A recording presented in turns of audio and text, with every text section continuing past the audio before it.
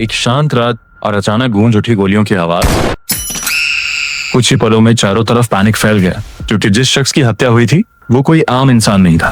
Farmer air force officer और एक powerful राजनीतिक नेता के करीबी सहयोगी चंद्रनाथ रथ। लेकिन सबसे बड़ा सवाल यह है, आखिर उनका मर्डर क्यों किया गया? क्या ये सिर्फ पर्सनल राइवलरी थी या इसके पीछे छुपा है कोई बड़ा राजनीतिक कॉन्स्पिरेसी? मिडनाइट के वो कुछ मिनट आज बन चुके हैं एक डीप मिस्ट्री, जिसका असली ट्रूथ अब भी अंधेरे में छुपा हुआ है। आज हम जानेंगे चंद्रनाथ रथ मर्डर केस का पूरा रहस्य। शुभेंदु अधिकारी के पीए चंद्रनाथ रथ का जो पार्थिव शरीर है वो उनके पैतृक गांव चंदीपुर में उनके पैतृक आवास पर जो है वो लेकर के आया गया है और यहीं पर उन्हें जो है वो मुखाग्नि दी जाएगी। हम आपको तस्वीरें दिखा रहे हैं उनके गांव की, और यही वो गांव है जहां पर उनके पार्थिव शरीर को जो है वो लेकर के आया गया है।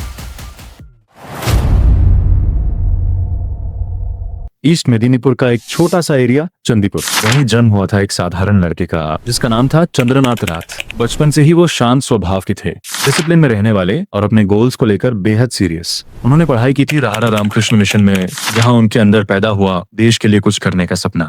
इसके बाद उन्होंने ज्वाइन किया इंडियन एयरफोर्स। करीब 2 दशकों तक उन्होंने देश की सेवा की एक एयरफोर्स ऑफिसर के रूप में। लेकिन मिलिट्री लाइफ छोड़ने के बाद वो धीरे धीरे पॉलिटिक्स की दुनिया में एंटर करने लगे और यहीं से शुरू हुआ चंद्रनाथ रथ की जिंदगी का सबसे मिस्टीरियस चैप्टर। उनकी पहचान हुई वेस्ट बंगाल के सबसे इन्फ्लुएंशियल राजनीतिक लीडर्स में से एक शुभेंदु अधिकारी के साथ धीरे धीरे वो बन गए। शुभेंदु अधिकारी के सबसे ट्रस्टेड असिस्टेंट्स में से एक सिर्फ एक राजनीतिक वर्कर ही नहीं, बल्कि वो संभालते थे इंपॉर्टेंट मीटिंग्स, सिक्योरिटी अरेंजमेंट्स पार और कई कॉन्फिडेंशियल राजनीतिक रिस्पॉन्सिबिलिटीज भी। राजनीतिक सर्कल्स में कई लोग उन्हें शुभेंदु अधिकारी का राइट हैंड कहा करते थे। बाद में वो जुड़ गए भारतीय जनता पार्टी यानी बीजेपी के साथ और बहुत कम समय में ही उन्होंने पार्टी के अंदर अपनी अलग पहचान बना ली। लेकिन पॉलिटिक्स के अंदर जितना बढ़ता गया उनका इन्फ्लुएंस, उतना ही बढ़ता गया मिस्ट्री और इनविजिबल एनिमीज की संख्या।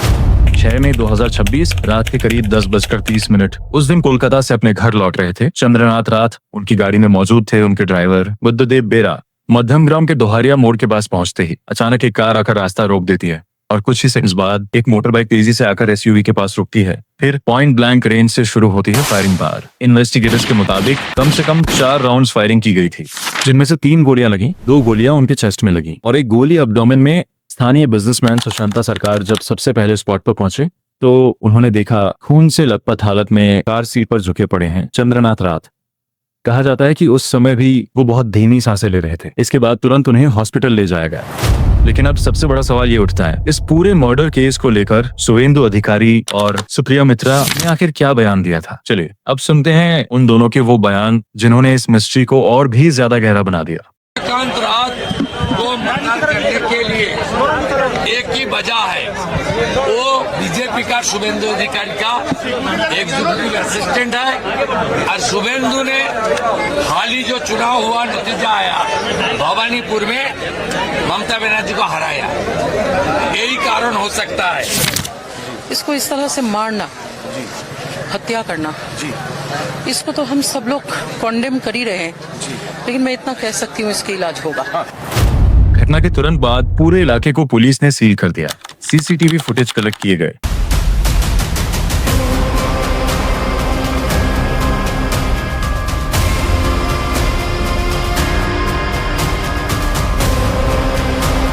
और आसपास की सभी रोड्स पर सर्च ऑपरेशन शुरू कर दिया गया। इन्वेस्टिगेटर्स की शुरुआती थ्योरी थी कि यह हमला किसी हाईली ट्रेन्ड प्रोफेशनल किलर्स ने किया था, क्योंकि पूरा अटैक खत्म हुआ था सिर्फ 50 सेकंड्स के अंदर।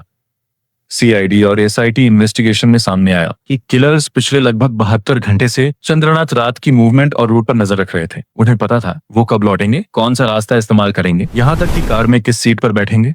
जांच में यह भी पता चला कि अटैक में इस्तेमाल हुई थी फेक नंबर प्लेट वाली कार और मोटर बाइक। इन्वेस्टिगेशन में सामने आया एक और एक्सप्लोसिव क्लू। क्राइम सीन से बरामद हुई मोटर बाइक के नंबर को ट्रैक करते करते इन्वेस्टिगेटर्स पहुंच गए नॉर्थ बंगाल के सिलीगुड़ी। वहां जांच करने पर पता चला कि बाइक और कार में इस्तेमाल किए गए नंबरों में से एक का कनेक्शन था सिलीगुड़ी निवासी विलियम जोसेफ नाम के एक व्यक्ति से। लेकिन इन्वेस्टिगेशन में एक और शॉकिंग बात सामने आई, जिस नंबर प्लेट का इस्तेमाल किया गया था वो असली व्हीकल का था ही नहीं, यानी पूरा ऑपरेशन बेहद प्लानिंग के साथ एग्जीक्यूट किया गया था।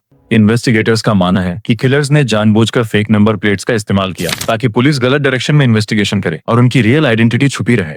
सिर्फ इतना ही नहीं, बरामद हुई बाइक का चैसिस नंबर भी आंशिक रूप से घिसकर मिटाने की कोशिश की गई थी। क्राइम सीन से बरामद बुलेट्स के शेल्स और फोरेंसिक रिपोर्ट को एनालाइज करने के बाद इन्वेस्टिगेटर्स की शुरुआती थ्योरी थी कि शूटर्स ने इस्तेमाल किया था advanced Glock 47X type pistol. Police sources के मुताबिक इस तरह के वेपन्स आम क्रिमिनल्स के हाथों में बहुत कम देखने को मिलते हैं क्योंकि इसकी फायरिंग स्पीड बेहद तेज होती है, रिकॉइल कम होता है और कुछ ही सेकंड्स में मल्टीपल एक्यूरेट शॉट्स फायर किए जा सकते हैं। इन्वेस्टिगेटर्स के मुताबिक अटैकर्स ने जिस प्रिसीजन के साथ सिर्फ कुछ सेकंड्स के अंदर टारगेट पर फायरिंग की, उसे देखकर साफ पता चलता है कि वो ट्रेन प्रोफेशनल शूटर्स थे। फोरेंसिक एक्सपर्ट्स का दावा है कि बुलेट्स के इम्पैक्ट पैटर्न और फायरिंग स्टाइल को देखकर ऐसा लगता है मानो शूटर्स ने पहले से पूरे ऑपरेशन की रिहर्सल की थी।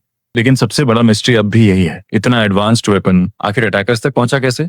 किसने अरेंज किए गन और किसके आदेश पर चलाया गया ये डेडली अटैक? अब तक इन्वेस्टिगेशन में जिन लोगों को गिरफ्तार किया गया है उनके नाम है मयांक राज मिश्रा, राज सिंह जिसे पुलिस मुख्य शूटर मान रही है, विक्की मौर्य और विशाल श्रीवास्तव। पुलिस और सीबीआई की शुरुआती इन्वेस्टिगेशन के मुताबिक ये मामला एक सुपारी किलिंग यानी कॉन्ट्रैक्ट मर्डर हो सकता है। इन्वेस्टिगेटर्स का दावा है कि इस मर्डर की प्लानिंग करीब 1.5 करोड़ रुपए की डील के तहत की गई थी। हालांकि सबसे बड़ा सवाल अब भी बना हुआ है, आखिर सुपारी किसने दी? क्योंकि अभी तक इस मामले में किसी मास्टरमाइंड का नाम ऑफिशियली कंफर्म नहीं किया गया है। सीबीआई अब भी इस पूरे केस की इन्वेस्टिगेशन कर रही है, फाइनल कंक्लूजन का इंतजार किया जा रहा है। हालांकि राजनीतिक एलिगेशंस लगातार सामने आए हैं, लेकिन कोर्ट या इन्वेस्टिगेटिंग एजेंसीज ने अब तक किसी को ऑफिशियली गिल्टी नहीं ठहराया है। इन्वेस्टिगेटर्स के मुताबिक चंद्रनाथ राथ शुभेंदु अधिकारी के बेहद करीबी सहयोगी थे और उन्हें बेहद प्लान तरीके से टारगेट करके गोली मारी गई थी। लेकिन अब तक इस मर्डर केस के पीछे शामिल किसी भी शख्स का नाम स्पष्ट रूप से सामने नहीं आया है। अब बस इंतजार है कि आखिर इस शॉकिंग केस का अंतिम सच क्या निकलकर सामने आता है। फिर मुलाकात होगी नेक्स्ट वीडियो में, तब तक सतर्क रहिए और सेफ रहिए।